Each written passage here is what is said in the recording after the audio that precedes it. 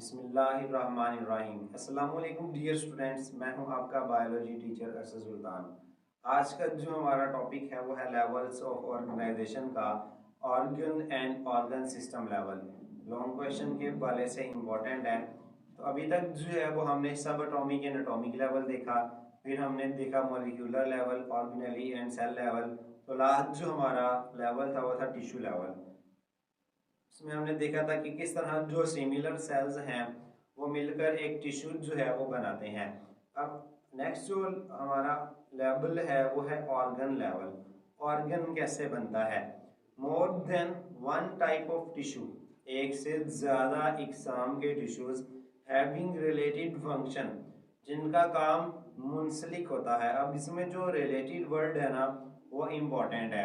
अब रिलेटेड से मुराद है मुंसलिक, ठीक है, सेम नहीं है, यानी एक जैसा काम करने वाले टिश्यू नहीं है, क्योंकि टिश्यूज डिफरेंट है। More than one type of tissue, एक से ज्यादा इकसाम के टिश्यूज, ठीक है। तो जाहिर है जब टिश्यूज एक से ज्यादा किस्म के हैं तो हर टिश्यू का फंक्शन भी डिफरेंट होगा, ठीक है। तो अब वो फंक्शन होगा तो डिफरेंट, ठीक है, सेम नहीं होगा, लेकिन रिलेटेड होगा। रिलेटेड से मुराद है उनका जो मकसद है वो सेम होगा, ठीक है, यानी उनका आपस में कुछ ना कुछ ताल्लुक जरूर होगा, ठीक है। आर ऑर्गेनाइज्ड, मुनज़्ज़म होते हैं, टुगेदर, एक साथ, टू फॉर्म ए ऑर्गन, एक ऑर्गन बनाने के लिए, ठीक है। Different tissues of an organ, organ के अंदर जो मुख्तलिफ किस्म के टिश्यूज हैं, परफॉर्म दियर स्पेसिफिक फंक्शन, अपना काम करते हैं, एंड दीज फंक्शंस, और ये काम collectively become the function of that organ, तो ये काम मिलकर मजमूई तौर पर उस ऑर्गन का काम बन जाते हैं।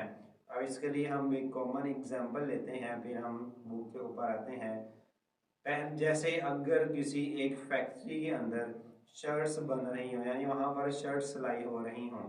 अब नॉर्मली अगर हम उस एक फैक्ट्री का एक फंक्शन बताएं, यानी अगर आपसे कोई भी आपका दोस्त वगैरह ये वो पूछता है कि ये किस चीज़ की फैक्ट्री है, तो आप उसको पूरी डिटेल नहीं बताएंगे, आप उसको सिर्फ जैसे इतना बताएंगे कि यहाँ पर शर्ट्स बनती हैं। यानी आपने एक फंक्शन के अंदर जो है एक लाइन के अंदर आपने उस पूरी फैक्ट्री को डिस्क्राइब कर दिया कि यहाँ पर जो है वो शर्ट सिलाई होती हैं। लेकिन क्या उसके अंदर डायरेक्ट शर्ट्स ही सिलाई हो रही हैं? नहीं, बहुत सारे काम हो रहे हैं। जैसे वहाँ पर पहले कपड़ा जो है उसकी कटाई होगी, कपड़े की कटाई के बाद फिर उसकी सिलाई होगी, सिलाई के बाद जो है वो उसके डिफरेंट काश लगे होते हैं, बटन वगैरह लगते हैं, फिर उसकी पैकिंग होती है, उसको प्रेस करते हैं, उसकी पैकिंग होती है। अब ये डिफरेंट काम है, यानी कटाई का काम अलग है, सिलाई का काम अलग है, एक काज बटन का जो काम है वो डिफरेंट है। इसी तरह जो इसको प्रेस करने का जो काम है वो डिफरेंट है, और पैक करने का काम डिफरेंट है। अब ये काम डिफरेंट है लेकिन आपस में रिलेट कर रहे हैं, यानी ये मुंसलिक काम है। क्यों? क्योंकि ये सारे जो भी काम कर रहे हैं वो एक ही मकसद के लिए कर रहे हैं कि शर्ट्स जो है वो सिलाई हो जाए, यानी शर्ट्स प्रिपेयर हो।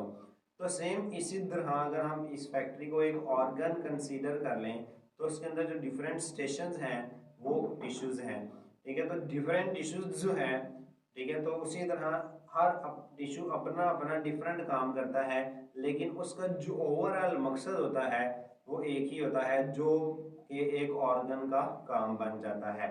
फॉर एग्जाम्पल स्टमक, मैदा जो है इज एन ऑर्गन, एक ऑर्गन है स्पेशलाइज, जो मखसूस होता है, यानी क्या काम करता है? For the digestion of protein, protein को हजम करता है, एंड स्टोरिंग फूड, और खुराक को जखीरा करता है। Stomach has two types of tissue, stomach में दो तरह के टिश्यूज होते हैं। एपिथेलियल टिश्यू जिसको ग्लैंडुलर टिश्यूज भी कहते हैं, एमसीयूज के हवाले से याद रखिएगा।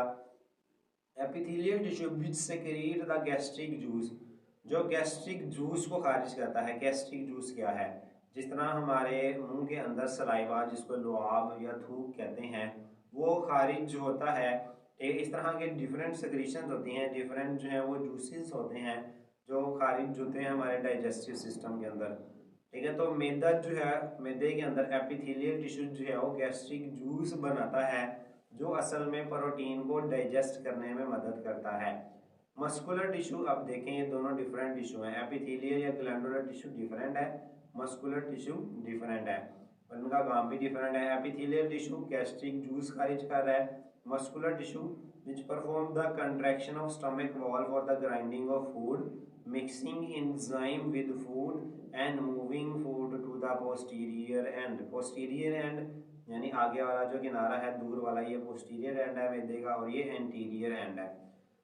तो मस्कुलर टिश्यू जो है वो सिकुड़ते हैं और रिलैक्स होते हैं, सिकुड़ते हैं और रिलैक्स होते हैं, ठीक है। तो अब उसमें कंट्रैक्ट और रिलैक्स होते हैं, जिसकी वजह से मैदे की दीवारें सिकुड़ती हैं फिर रिलैक्स होती हैं, यानी कंट्रैक्ट होती हैं फिर रिलैक्स होती हैं, जिससे खुराक जो है वो पिस जाती है, यानी ग्राइंड हो जाती है और अच्छे तरीके से इंजाइम के साथ। इंजाइम कहाँ से आएंगे? वो इस गैस्ट्रिक जूस से आएंगे, उसके साथ अच्छे से मिक्स हो जाती है। अब दोनों काम डिफरेंट है। गैस्ट्रिक जूस प्रोटीन की डाइजेशन के लिए जो है वो इंजाइम्स मौजूद होते हैं उसमें, जो एपिथेलियल टिश्यू से खारिज हो रहे हैं, ठीक है। और मस्कुलर टिश्यू दीवारों को फैल और सिक्योर्ड है, ठीक है। तो दोनों टिश्यूज भी डिफरेंट है, दोनों काम भी डिफरेंट है, लेकिन दोनों का मकसद क्या है? प्रोटीन को डाइजेस्ट करना, ठीक है। तो गैस्ट्रिक जूस जो है वो मस्कुलर टिश्यूज की मदद से मिक्स होता है, ठीक है। और मिक्स होने के बाद जो है ये ऑर्गन्स जो है अपना काम करता है। So two tissues perform their function, ये दो टिश्यू अपने काम करते हैं, विच कोलेक्टिवली जो मजमूई तौर पर become the function of stomach, जो मैदे के काम बन जाते हैं। अब मैदे का काम क्या है? खुराक को स्टोर करना, उसको पीसना और उसको अगले जानिब अगले किनारे की तरफ जो है वो मूव करवा देना। लेकिन अब ये दो जो काम है ये असल में उसके अंदर जो टिश्यूज हैं वो कर रहे हैं, ठीक है। गैस्ट्रिक जूस डाइजेस्ट कर रहा है प्रोटीन को और मस्कुलर टिश्यू जो है वो ग्राइंड कर रहे हैं। लेकिन जब हम मैदे का काम बताते हैं तो हम कहते हैं खुराक को जो है वो क्या करता है? प्रोटीन को डाइजेस्ट करता है और उसको ग्राइंड भी करता है फूड को, जो कि असल में इसके अंदर पाए जाने वाले टिश्यूज कर रहे हैं, ठीक है। तो इस तरह किसी भी टिश्यू का जो फंक्शन है वो एक ऑर्गन के फंक्शन बन जाते हैं। उसी तरह ऑर्गन सिस्टम लेवल आया next. Organ system just like जो मैंने अभी एग्जांपल दी फैक्ट्री वाली, वही एग्जांपल अब यहाँ भी इम्प्लीमेंट कर सकते हैं कि जिस तरह डिफरेंट टिश्यूज जिनका काम भी डिफरेंट है वो मिलकर लेकिन डिफरेंट फंक्शन है, लेकिन रिलेटेड फंक्शन मुंसलिक काम है, यानी मकसद सेम है। इसी तरह जो हमारे पास ऑर्गन सिस्टम है, ठीक है, उस ऑर्गन सिस्टम के अंदर भी, ठीक है, डिफरेंट ऑर्गन्स जिनका काम डिफरेंट होता है लेकिन रिलेटेड होता है, वो मिलकर ऑर्गन सिस्टम बनाता है। Different organs performing related functions are organized together in the form of an organ system. मुख्तलिफ ऑर्गन जो एक मुख्तलिफ काम करते हैं आपस में मुनज़्ज़म होकर ऑर्गन सिस्टम बनाते हैं। अच्छा, इसमें एक चीज़ याद रखिएगा, ऑर्गन एंड ऑर्गन सिस्टम जो हैं वो हायर मल्टी सेलुलर ऑर्गेनिज्म में पाए जाते हैं। अब मल्टी सेलुलर ऑर्गेनिज्म क्या होते हैं इसको हमने पहले देखा है। वो जानदार जो ज़्यादा सेल्स पर मुश्तमिल होते हैं वो ऑर्गन जो है वो मल्टी सेलुलर ऑर्गेनिज्म कहलाते हैं। अब मल्टी सेलुलर को हम दो कैटेगरीज में डिवाइड करते हैं, सिंपल मल्टी सेलुलर और complex multi cellular. Simple multi cellular क्या होते हैं? अगर टिश्यूज मिलकर ऑर्गन और ऑर्गन सिस्टम ना बनाएं तो हम उसको सिंपल मल्टी सेलुलर ऑर्गेनिज्म कहते हैं। यानी अगर एक जानदार टिश्यूज पर मुश्तमिल है, तो टिश्यूज हमने पढ़ लिया कि टिश्यूज क्या होते हैं? ग्रुप ऑफ सेल, यानी बहुत जानदार ज़्यादा सारे सेल का बना हुआ है तो जाहिर है मल्टी सेलुलर होगा। लेकिन वो टिश्यूज मिलकर आगे ऑर्गन ऑर्गन सिस्टम नहीं बना रहे तो वो सिंपल मल्टी सेलुलर कहलाएगा।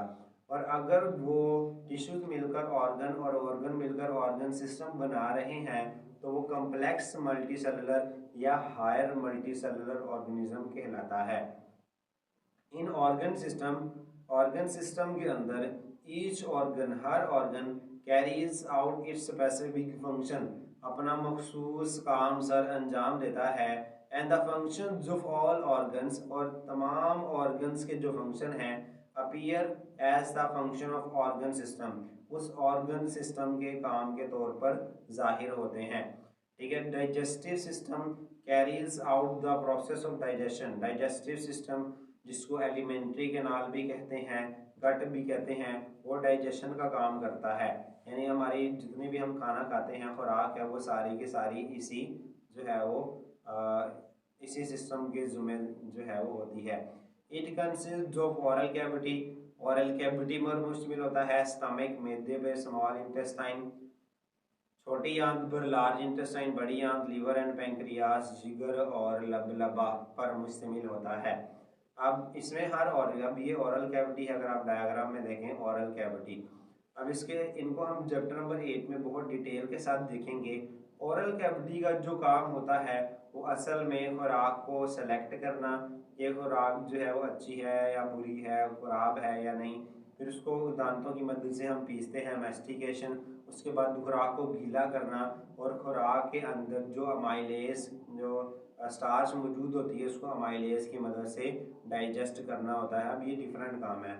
उसके बाद खुराक की नाली आती है, ये जिसको हम फेरेंक्स, फेरेंक्स के बाद एसोफेगस आती है। अब इनका काम खुराक को जो है वो आगे मैदे की तरफ ले जाना है, जो कि एक डिफरेंट काम है। और मैदे को हमने पढ़ लिया, स्टमक। मैदा जो है वो प्रोटीन की डाइजेशन करता है और खुराक को ग्राइंड करता है, पीसता है। ठीक है, अब ये डिफरेंट काम है। उसके बाद खुराक चली जाती है स्मॉल इंटेस्टाइन में। स्मॉल इंटेस्टाइन में जितनी भी खुराक के कंपोनेंट्स होते हैं, चाहे वो प्रोटीन्स हैं, लिपिड्स है, ठीक है, और कार्बोहाइड्रेट्स हैं, उन सब की डाइजेशन होती है। और डाइजेशन होने के बाद खुराक जज़ब होकर चली जाती है ब्लड के अंदर। फिर उसके बाद ये लार्ज इंटेस्टाइन आती है।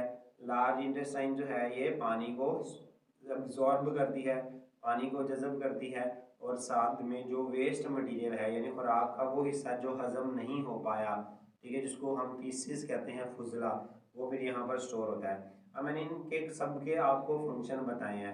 अब हर एक का फंक्शन डिफरेंट है, लेकिन ये ओवरऑल ये सारे ऑर्गन का फंक्शन मिलकर डाइजेस्टिव सिस्टम का फंक्शन बन जाता है। ठीक है, यानी ऑर्गन्स का फंक्शन मिलकर ऑर्गन सिस्टम का फंक्शन बन जाता है। The organ system is less definite in plants as compare to animals. ये एमसीक्यू के लिए भी याद रखेगा कि पौधों के अंदर जो ऑर्गन सिस्टम है वो कम वाज़ेह होता है, यानी सिंपल होता है। उसकी वजह क्या है? उसकी वजह यही है कि पौधों के अंदर इतनी ज़्यादा पेचीदा एक्टिविटीज़, कम्प्लेक्स एक्टिविटीज़ मौजूद नहीं होती, क्योंकि उन्होंने सिंपल नीचे से जड़ों से पानी एब्जॉर्ब करते हैं, हवा से कार्बन डाइऑक्साइड लेते हैं और अपनी खुराक खुद तैयार कर लेते हैं।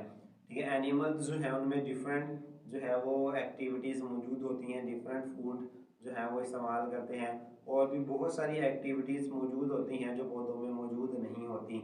इसलिए एनिमल्स के अंदर ऑर्गन सिस्टम बहुत ज़्यादा कम्प्लेक्स और वेल ऑर्गेनाइज्ड होता है।